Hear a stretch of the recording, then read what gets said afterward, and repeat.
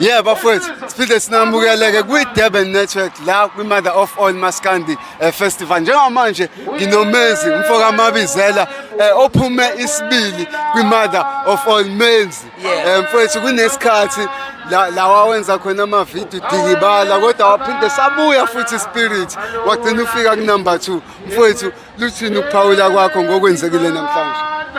Hayi kuvele mina mfowethu ngadikibala vele ngasho nje futhi cha quit nedi ke abantu bathe cha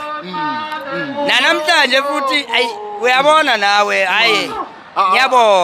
ngiyabonga phela akusho ukuthi mangabe kuyeke mina bona bazoyeka yebo umculo uculwa yimina kodwa ibona bathi uma sikubeka la mfana sikubeka la lokho bakukhombisile ukuthi hayi mfana wena uzemva kwethu singaphambi kwakho wena bathi cha mfana sizokubeka la sisho khona thina uyosuka mase kusho thina ikho ke ngibela ngikhona namhlanje kukhulu kakhulu ukuthi ngihlale unumber 2 emva kwalesa simo lesi sangehlela ngayeka ngayitshela futhi sengiphumile kodwa balokho bethe siyakhona ukuba ke nje ingxenye ye-Mother of All Maskandi Festival kusho ukuthini kuwe? Hayi futhi sijwayele kona ukuba semcimbini eminingi okusijabulisayo ukuthandwa abantu kabi yami yeah mfowethu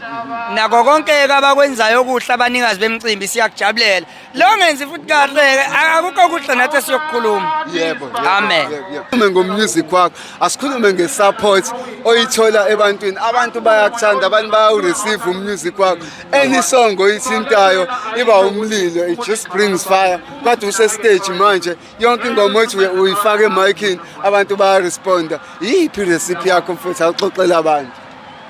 Hayi mhla nguyeke umculo ngiyobavezela ngoba mfowethu angicabanga ukuthi izoba lidibanga ngucula umculo mhla nguyeka ngizontshela ukuthi mina bengenza kanje ufisa ukuqhubeka kathatha aqhubeka yeah mfowethu yona akuzima mina ngikwenzayo mhlawumbe uNkulunkulu uyangithanda noma idlozi lingiphela umsebenzi wokusebenza ngezandla lihlezi linami mangenza umsebenzi engizoyisa kubantu lingigade njalo angenzi kalutho nje ukuba uqamba lelo culo ngilifaka e-studio ngaleso sikhathi zisha